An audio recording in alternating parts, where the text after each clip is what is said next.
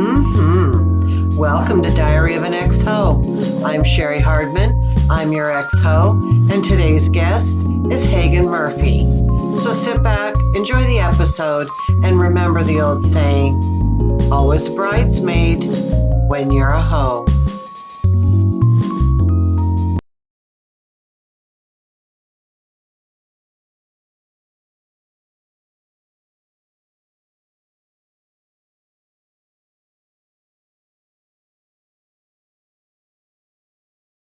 Howdy, howdy. I am Hagan Murphy. I'm originally from Southern California. I've been here in Washington for about 3 years. I identify as a queer. I just prefer if everybody is kind. In terms of sexual orientation, I'll admit that I'm a little bit of a scavenger. I don't believe in calling myself pansexual, but if you feel the vibe, you feel the vibe, and that's just where it's at. But I'm currently in a committed relationship to a cisgendered woman. Okay. Yeah. I'm glad to have you here. I don't get to I typically spend that much time with you, and I always enjoy when I do. So I was excited when you said you would come on. First thing we always do is start off with a marry, shag, kill. Okay. So I try to orient it to the person, but depending on how well I know someone, that makes it a little harder. But the one thing that I do know about you is that you are a pet lover. Yeah. So let me go and get that and share my screen.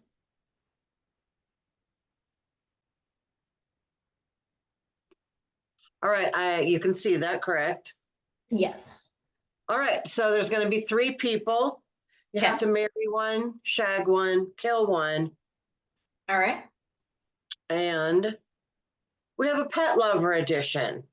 All right. I picked 3 celebrities that are known for being pet lovers. We have Amanda Seyfried, I don't know how to say her last name, Jason Momoa, Billie Eilish. Who you going to marry? Who you going to shag? Who you going to kill? I'm gonna marry Jason Momoa. I feel like he's the most reliable. I think Amanda Seyfried is kind of a freak. She just has like that whole goody two shoes thing going on. And I think Billie Eilish is gonna just be secret vanilla. Okay. Yeah. So she's out? She's out. She's killed. Okay. I know sometimes I don't know. Sometimes I hate that part of it, like maybe I thought of it. I mean, we're using a different word for shag. Maybe we should use a different word for kill. Maybe just lost. That sounds a little gentler. Never mind. I was gonna say exterminate sounds more fun. Retire. Yeah, there we go. When it comes to sex, would you rather watch or be watched? It depends on the context. I think sometimes I would watch, but I don't want to be watched by anybody who has never watched me before, I guess. Like if my partner was watching, I'd probably be into it. But yeah, I think I would have to choose. That makes sense. Yeah. So now we're gonna go back to when you were growing up and stuff. And so when you were a little kid, what did your parents or whoever you grew up with, what do they call private parts? Oh man, I call my lady parts my peaches still. You call what? I call them my peaches. Oh, really? Yeah, because there's supposed to be a little bit of fuzz on there. For man junk, we usually called it privates. But I remember when I was like probably in 5th grade, I asked my mom when I was going to grow my tits. And my mom pulled over the car and said, "We say boobies in this house." So I still think tits is like a bad word. That's funny. Uh, okay, so were your parents, and I don't know if they were together or anything like that, but were they a good relationship role model? Yes, my parents have been happily married for maybe, I think like 37, got married in 1987. So I think like 37 years, something like that. They're pro sex. really traditional. They still hold hands when they go to the grocery store, um, have healthy amounts of affection. That's Um, sweet. yeah. Um, how do you think that's affected you in your relationships? Okay. So, you know, when you grow up seeing behavior and you think that's completely normal. So, my dad spanks my mom like when he asks for something or like when he needs to get by. So, like when I was in my early 20s, I had a live in girlfriend and she brought me something and I said thank you and I spanked her, just like how my dad always spanked my mom. And I got in so much trouble because you don't spank women. Did you know that? I didn't know that. But but I will still hurt the way that I was taught. Yeah, right. Yeah. Do you think that having parents that had a good relationship, like, do you typically have good relationships? I think yes. Yeah. Like I am coming out of a divorce, to be honest. But I think it's kind of like that double-edged sword. Like my parents are still married, and I kind of felt like a failure for not trying specific things. But I know that I did my best by being true to myself. And I think that they're in a relationship where they can be their full selves. Right. And that was my vision instead, you know. That makes sense. Um, all right, now we're going to talk about what I call the sexual awakening. So this is when you Okay. first realized sex was a thing. Oh Either my you God. saw or heard something, or just you noticed changes in your body, or you got the sex talk, whatever it was. Can you just tell me a little bit about that? Oh my gosh. So I have a twin brother, and I I was crawling on top of something and then I humped it. It was like probably I don't want to be a JD Vance. I don't want to say it was a couch. It's a good chance it was a couch. But I Right. like pulled my brother aside and I was like, hey, you gotta do this, you gotta check this out. And I ended up having like a really bad humping problem from like 8 all the way through high school. And Uh, like so that sexual awakening happened probably maybe like second or third grade. uh-huh. But Huh. You know, I had friends that did that stuff, but I was never a humper. no. Yeah, so I never like I'm not saying that there's anything wrong with it. It just was never my particular thing. But I remember babysitting a girl that was she enjoyed sitting on things sometimes, and so it was Oh, like, oh, was she like locking herself in the shower for hours? Because I had that problem too. I think a lot of us had that problem. Oh, thank you. Did you have any sexual? Did you have any celebrity crushes when you were young? Yeah, I really thought Elizabeth Hurley from Bedazzled was just the bee's knees. I was pretty relieved to see that you had shag on there, Austin Powers style.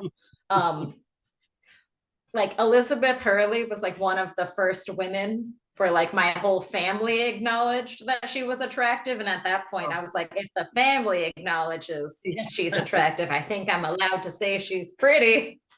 Yeah. Did you did you have like a coming out moment, or did you date boys when you were younger, or what was your experience with all that kind of stuff? You know, it was super awkward. Like my mom, like I was always a tomboy. Like I said, I had that twin brother. And most of my friends were males. But like one day I was ditching school and I was having, I was having party time with my girlfriend, and my mom came home like in the middle of the day and caught us. Mm. And like my mom was not surprised at all. And I tried to push the girl out the window to leave. And it was not my classiest move. But we were driving to school the next day and I was like, I'm gay. And she just pulled over and said, I don't have time for this. It kicked me out of the car. And, like my gay sensitive self was like, my Republican mom says she doesn't have time for this. And now that I'm an adult, I'm like, yeah, she caught me having sex with a woman the day before. None of this is surprising. Right, But, right. like with my dad in particular, I remember when I came out to him, I was trying to go to like a PFLAG event and he wanted to know why I wanted to go. And I was like, because I'm gay. And like he knew the whole time, but he just wanted me to tell him. And that was embarrassing.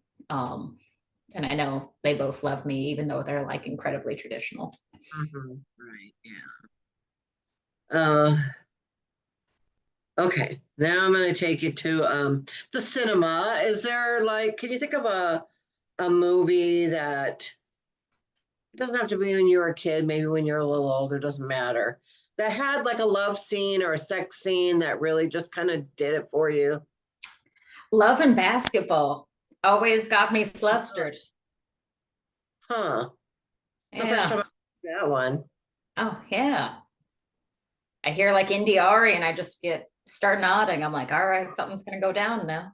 Okay. Is there like there's sex scenes in that? I don't know. I've never Oh, seen it. yeah, there's some dramatic lovemaking scenes. Oh, okay. Yeah. Do you watch porn? Yes, I watch porn probably 4 or 5 days a week. Okay. Um, Any certain types of porn or categories that you watch? yeah, I watch currently, I'm watching a lot of like gay muscle man porn.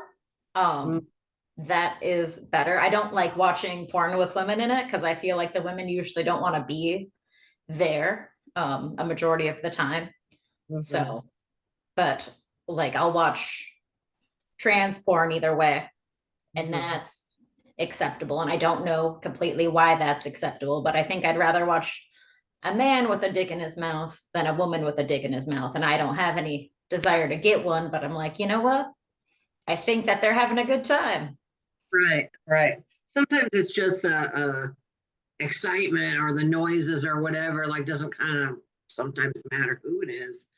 Yeah. Um, I don't know about that, but yeah, I've been talking to people about this a lot on this show about um a lot of times I don't like to watch porn because of the way women are treated a lot, Yeah. like name calling and physical violence and I don't like that at all. And so a lot of people have suggested that I do like porn by women for women, but Yeah. just haven't gotten there yet. So Do you read erotica? no. My mom growing up had like, she had I this mean, huge I did. walk-in closet, and the whole thing was just erotica books, like 4 feet high around the whole Mhm. thing. Yeah, back in the '80s, I did read that kind of stuff. Um, porn was not so readily available back then, so you had to do what you had to do, right? Um, do you think watching porn has had any effects on you? Um, I feel like I have learned some things. Um, I mean, like I started watching more trans porn and seeing the differences in the body based on where people are on their hormone therapy. Uh, I know that I've definitely learned from that, and but I don't feel like I'm desensitized in any. Like I am incredibly vain. Like I enjoy shapes of the body, so you know. hmm. I feel like if I see somebody who I see all the time making like a small difference in like a certain cut of their muscles, I'm like, you know what, good for you. And I want to say porn has taught me to be like, you know what, look at this line in the forearm. I got it. Okay, what is your definition of amazing sex? Um, I think when you get to bring your whole self to sex, I think is when it's amazing and when you feel comfortable and you're safe to be anything that you want to be. I think that that is the most important part because I think, like you could pound it out, but that's not the same thing as like being vulnerable or trying something new. Yeah, that's a really good way to put it. A lot of people say, just having a connection with someone, which is good too. But yeah, being able to just fully be yourself. That's a nice way to put it. Good job. Yeah, my current partner, the first time we had boots time, because I still call it boots time, she made me like stop what we were doing and look at her like the first time, and it terrified me. And I was like, I think that was like the most intimate interaction I've ever had in my whole my whole sexual life, and I was like blown away. Hmm. Yeah. All right, we're going to go now to the wheel of sex and Oh, the wheel of sex questions. okay. We're and we're going to spin it once and you're going to have to answer one question. Go, well, at least it wasn't an ad for something embarrassing.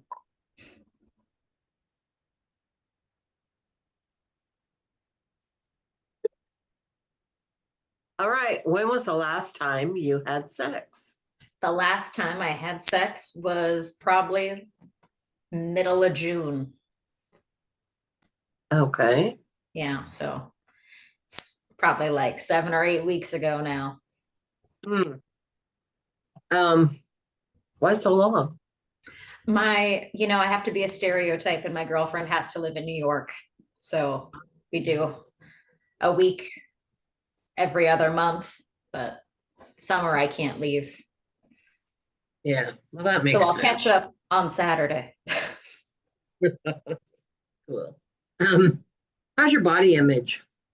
It's a lot of things. I love working out. I love going to the gym, but I do struggle with binge eating occasionally. But I like the way, like if I feel good in my body, then I feel good with how I look. Like if I feel strong, then I feel better, even if I'm getting husky, you know.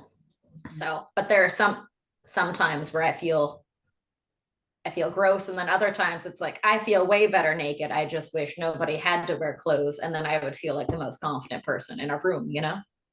Right. Yeah.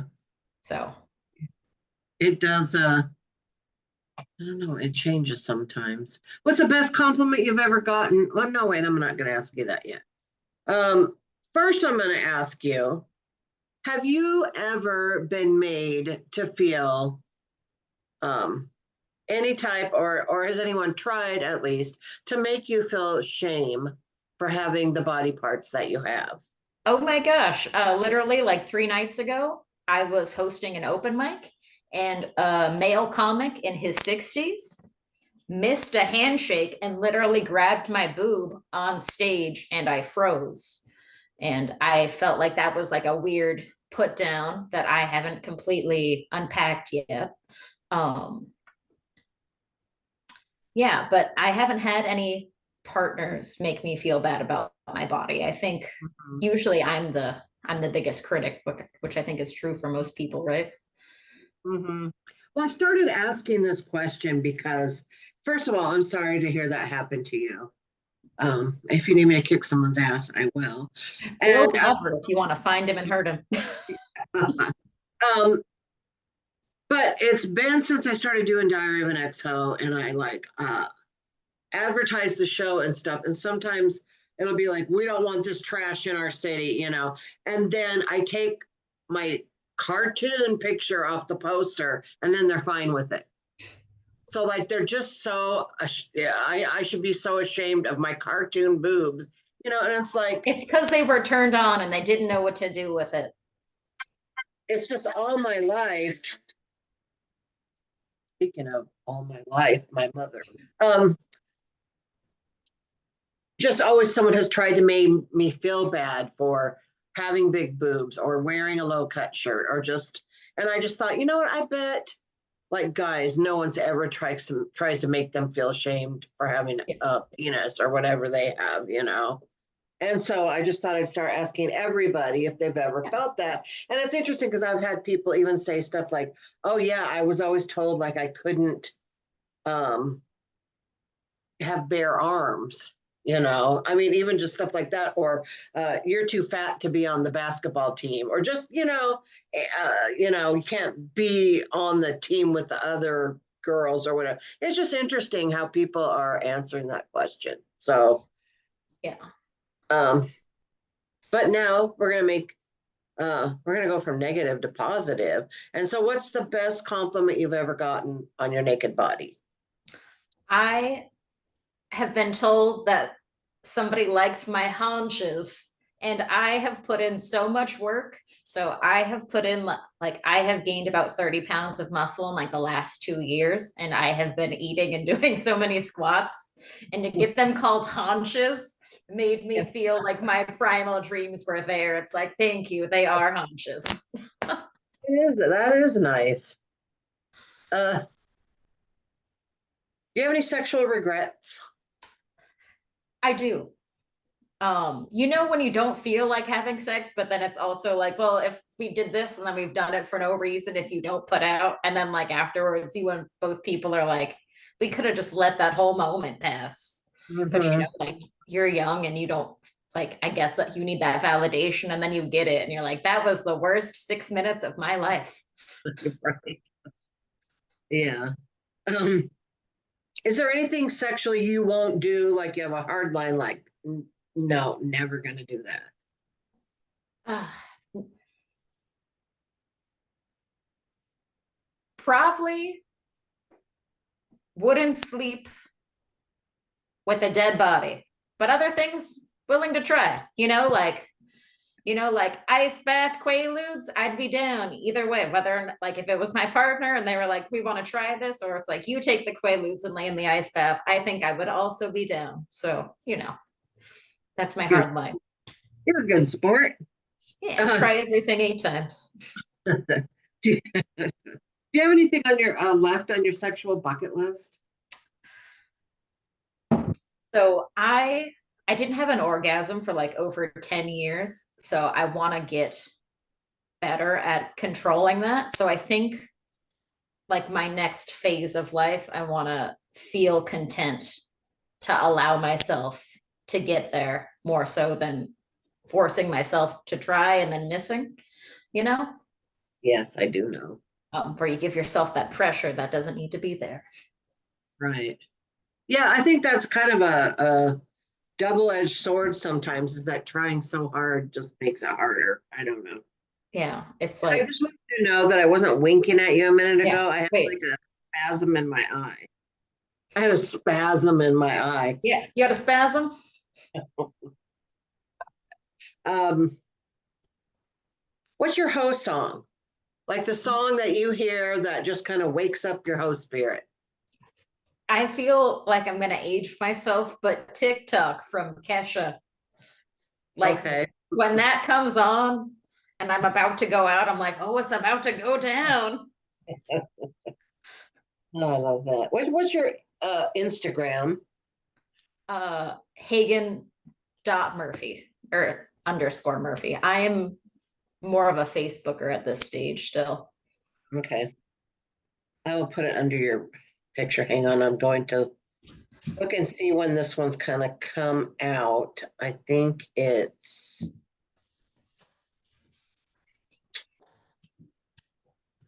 Real quick.